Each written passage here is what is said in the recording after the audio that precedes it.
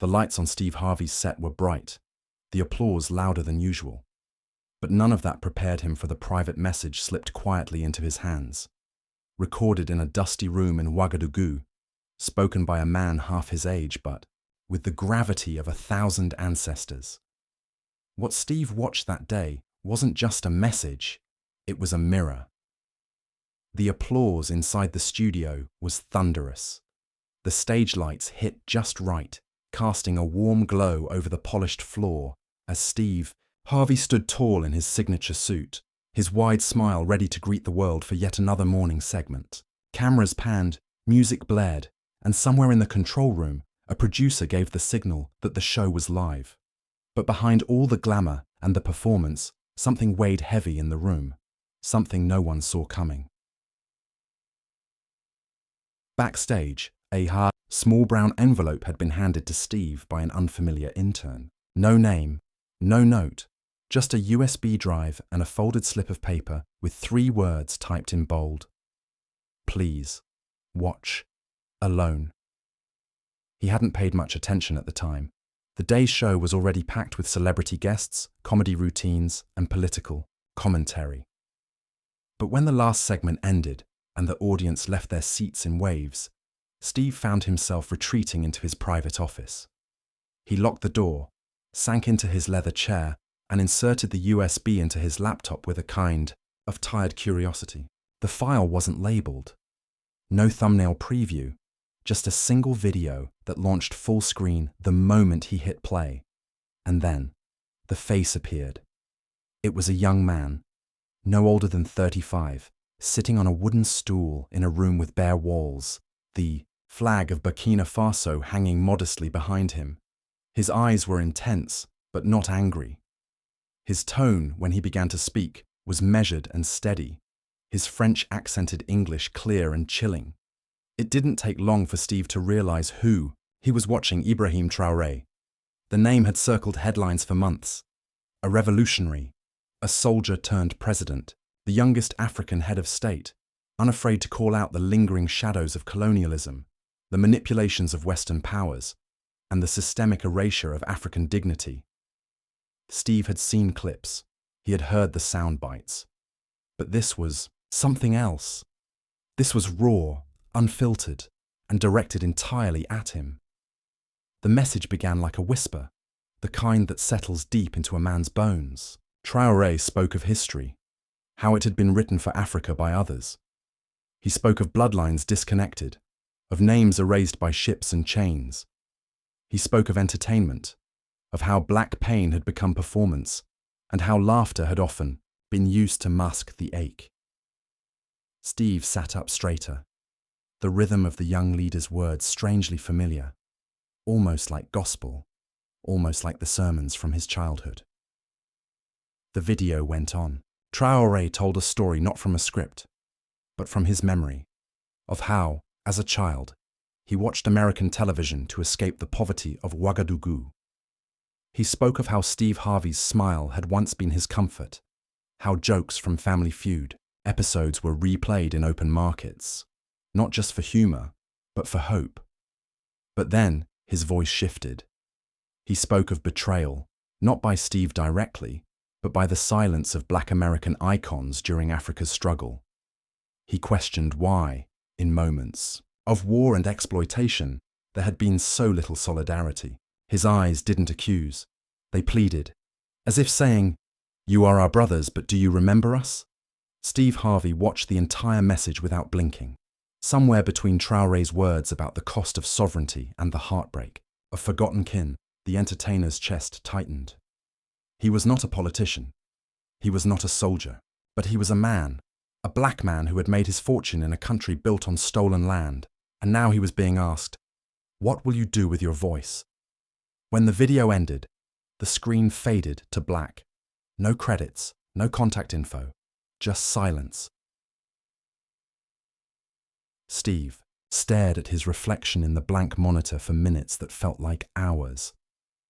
His hands trembled slightly, and a heat flushed through his face he hadn't felt since the early days of his career, when he was broke, ashamed, and still chasing purpose. But this was different.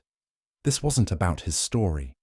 This was about a bigger one that spanned oceans and centuries, one he had only ever engaged with from a safe distance. He opened his phone, checked for news about Burkina Faso, reread old headlines about French troops being expelled, about coups and sanctions, about threats to democracy.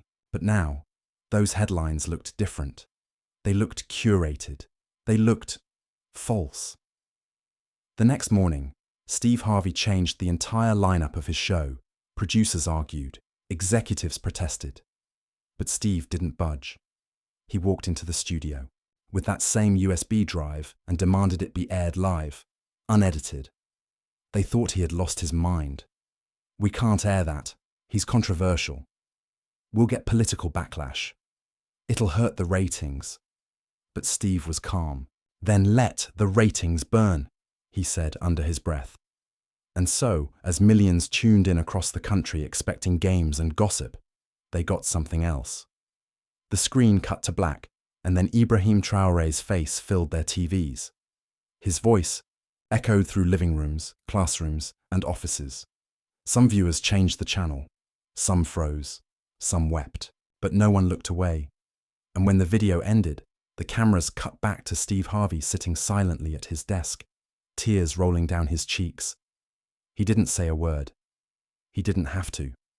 In that moment, it was no longer just about a message. It was about a man, a nation, and a people divided not by continents, but by memory.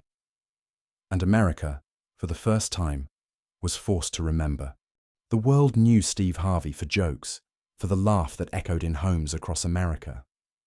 But that morning, when the studio lights dimmed and the screen behind him flickered to life with the face of a young African leader, a different Steve emerged, haunted, humbled, and speechless.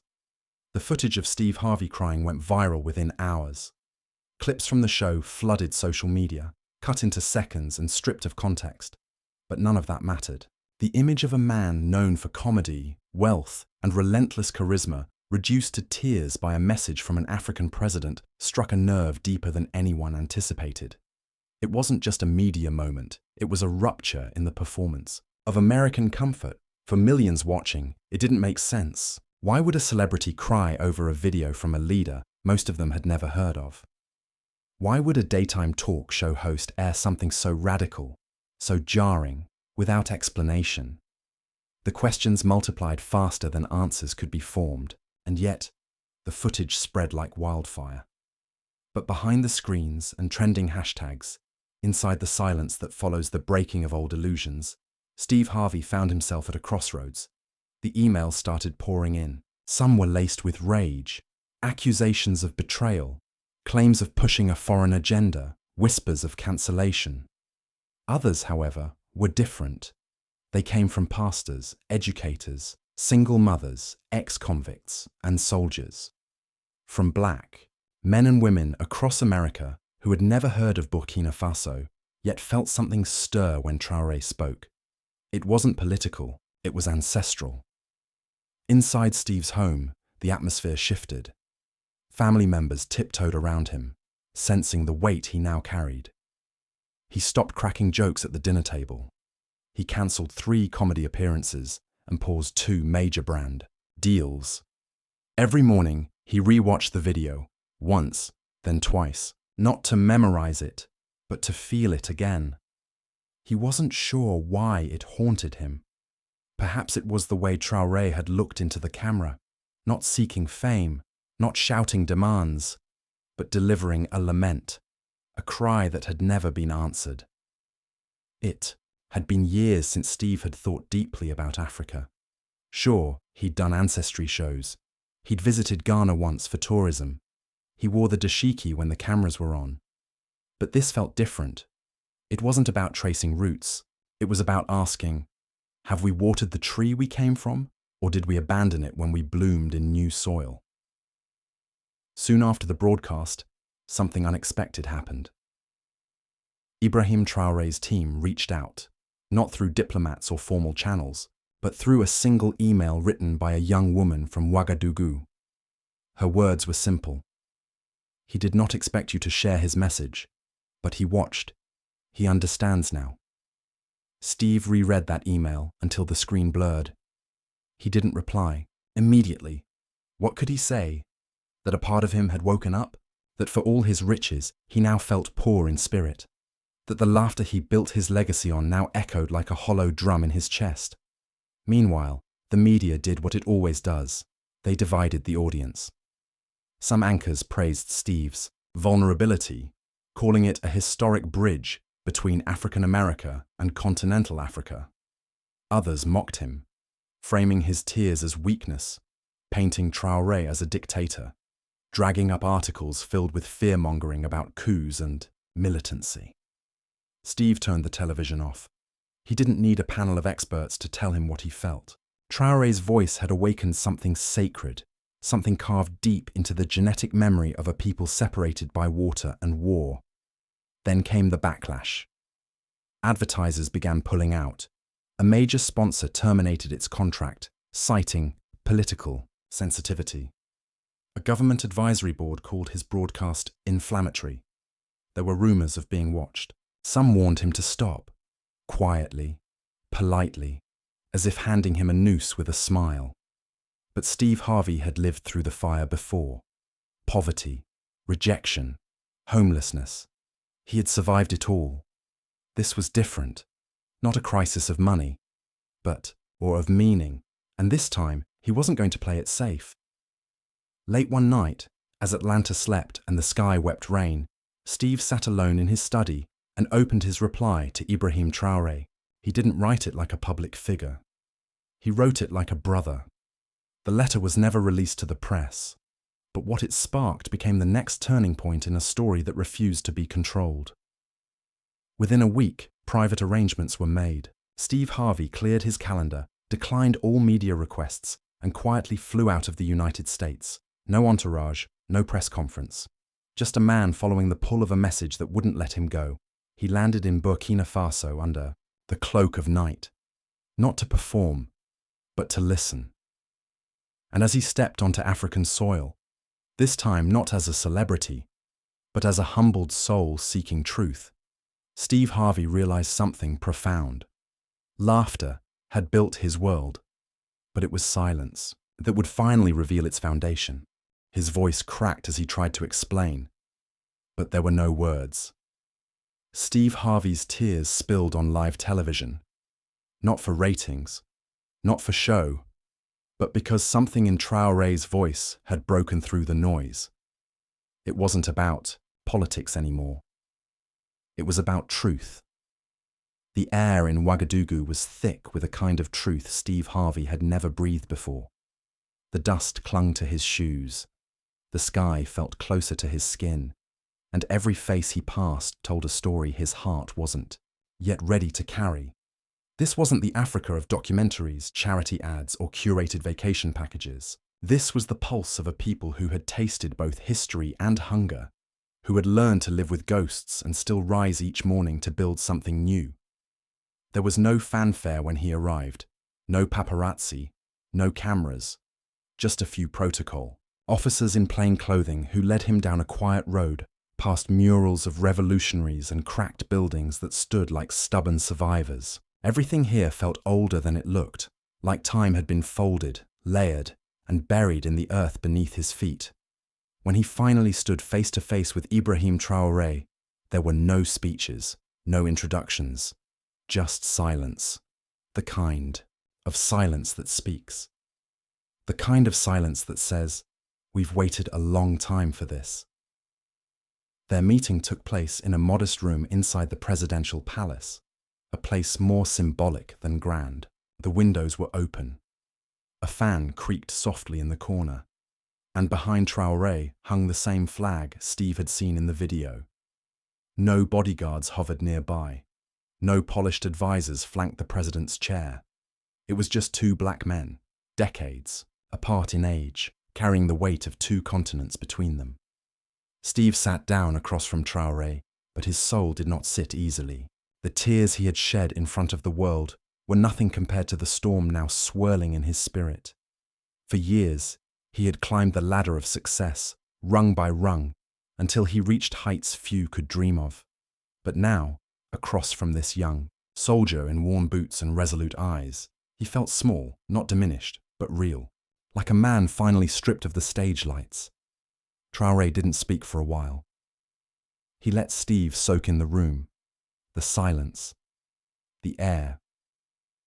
And when he finally did speak, it wasn't about politics or war or even America. It was about legacy, about what it means to be forgotten, to be rewritten, to be erased and then blamed for your own absence. He spoke of how Africa had become a backdrop for everyone's success, but its own. How its gold filled foreign vaults, its children filled foreign schools, its history filled foreign museums. And he spoke of how powerful African Americans had become in global culture, yet how silent they had been in the moments that mattered most. Steve didn't interrupt. He didn't defend. He listened. And in that listening, something within him began to crumble, not out of shame, but out of revelation. He had spent his life mastering the art of speaking, making audiences laugh, think, relate. But in this room, the words didn't matter. It was the history behind the words, the weight of an ocean, the scream inside the silence. Traore showed him images, not of war, but of children in schools with missing walls, of farmers holding cracked hands to the sun, of mothers burying sons, not because of war, but because of poverty, preventable disease, and abandonment, not by God, but by the systems that promised help in exchange for silence. Then he showed Steve something else, a plan.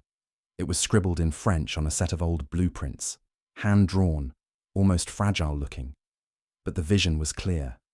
A cultural bridge, a center for Pan-African dialogue, where leaders, artists, thinkers, and even entertainers from the diaspora could come to learn, unlearn, and reconnect. It wouldn't be funded by foreign aid. It wouldn't be designed by outsiders. It would be African-born, African-built, and globally inviting. And then came the request, not as a command, but a question. Would Steve lend his voice, not to speak over, but to amplify, not to lead, but to remember?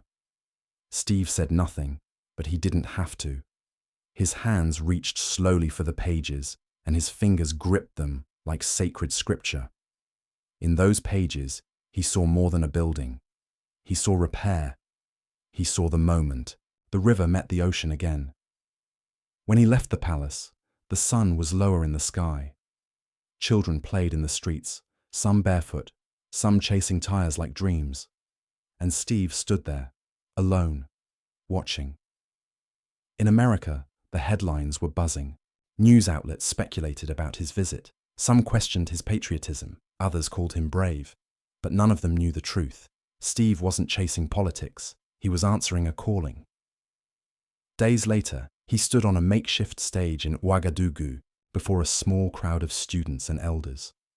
He spoke, not with his usual energy, not with crafted jokes, but with the cracked voice of a man who had finally come home. His message wasn't about fame. It was about listening, about returning, about reconnection. When he finished, an old woman in the crowd lifted her hand and shouted something in Mossi, the local language. It was translated later. We lost our sons, but now one has returned. Steve wept again, but this time the tears didn't come from pain. They came from alignment, from the realization that for the first time in his life, his name, his influence, his very presence meant something deeper than brand deals and applause. Back in the States, something else began to shift. Young people started asking questions. Who is IBRAHIM Traoré? Why did Steve cry? What did he see in Africa that moved him more than money ever could? Churches played the speech. Universities held forums. A generation that had been numbed by constant headlines began to lean in, not because a president had spoken, but because a man they trusted had listened. And across the ocean, in the quiet nights of Ouagadougou, Steve Harvey sat beside a fire, listening to elders tell stories he'd never heard. Not for television, not for fame, but for the memory of those who had been silenced too long. The message ended, The cameras were still rolling. But Steve Harvey did something no producer had expected. He left the stage, boarded a plane, and headed to a land the world often ignores. When he stood next to IBRAHIM Traoré days later, people saw more than a comedian. They saw history being written. Steve Harvey returned to America, not as the man who had left. Something in his posture had changed. He didn't walk slower, but he walked heavier, as if carrying the weight of something invisible, something that didn't belong to him alone, but had been placed gently in his hands, like an heirloom passed through generations without ever being explained. The world he came back to looked the same skyscrapers, the same traffic, the same luxury buildings that towered like monuments to individual success. But his eyes no longer viewed them with admiration. They viewed them with questioning. How many stories had been erased to build these streets? How many names had been lost in the convenience of forgetting? His team expected him to return to business as usual. Studio meetings were booked. Endorsement pitches were laid out neatly across boardroom tables. But Steve sat in those rooms differently. He didn't nod along. He didn't laugh at the small talk. He watched. And when the opportunity came, he began to speak. Not in the voice of a host, but in the voice of a man who had something to say before time ran out. The first signs of his transformation appeared slowly. He withdrew from several high-paying deals, quietly, with no press release. He cancelled a comedy tour that had already sold out half the venues. He paused 2 television pitches in development, leaving executives confused and restless. But behind the scenes, something else had begun. With the help of African architects, local cultural advisors, and a core team from both continents, Steve began laying the foundation, both financially and structurally, for what he now called the bridge. It would be built in Burkina Faso, a space not of performance, but of presence. A sanctuary for black creatives, thinkers, and descendants of the diaspora to come and remember. Not a tourist destination, not a media stunt, but a living, breathing monument to reconnection. He didn't make it public at first. He didn't need applause. He needed truth. But the world doesn't let secrets sleep for long. Rumors leaked. First whispers, then headlines. Steve Harvey funding African Center? From talk show to activist? Why is Steve Harvey in Burkina Faso so often? The pressure to clarify mounted, and Steve knew the moment would come when silence would no longer serve. That moment came on a summer night in Los Angeles at the BET Awards. He had been invited months earlier, long before the trip, long before the tears. The organizers wanted him to present a Lifetime Achievement Award. It was supposed to be light, nostalgic, safe, but Steve had something else in mind. When he walked onto the stage, the crowd cheered out of habit. But as soon as he reached the microphone, a quiet fell over the room, uncertain, anticipatory. He didn't open with a joke. He didn't read the teleprompter. He looked up into the lights, out at the audience, and then into the cameras that broadcasted across the globe. And then he began. He spoke of disconnection, of how millions of African Americans had been raised with no knowledge of their roots, only trauma, survival, and reinvention. He spoke of how Africa was taught to them as a place of poverty, never as home. He confessed his ignorance, his detachment, his comfort. Then he told them about the video, about the message from IBRAHIM Traoré, about the tears he cried not for drama, but for awakening. He told them what he saw, what he heard, and what it broke inside him. And then he told them about the bridge, not a metaphor, but a real place. The crowd didn't erupt. They didn't need to. They sat still, absorbing the magnitude of what was being offered to them. Then, for the first time in the show's history, a president from Africa was live-streamed into the awards. Traore appeared on the screen behind Steve, not with formal greetings or political slogans, but with a single statement, translated softly across the speakers. Our brothers and sisters were stolen. Now they are returning, not to visit, but to reclaim. The applause came like thunder, not just for the speech, but for the release it allowed. From that night on, everything changed. Young artists began reaching out, asking how to be involved. Community leaders launched projects to reconnect inner-city youth with African culture. Universities updated their Pan-African studies curricula to include modern leaders like Traore. Even mainstream media, reluctantly at first, began addressing Africa not as a victim, but as a force. And Steve, he didn't become a politician. He didn't become a preacher. He simply became honest. He began spending half his year in Burkina Faso. The bridge was no longer a blueprint. It was rising, brick by brick. Young African Americans walked its halls, cried in its rooms, danced in its courtyards. Elders told stories. Musicians composed across languages. For once, there were no passports between them, only presence.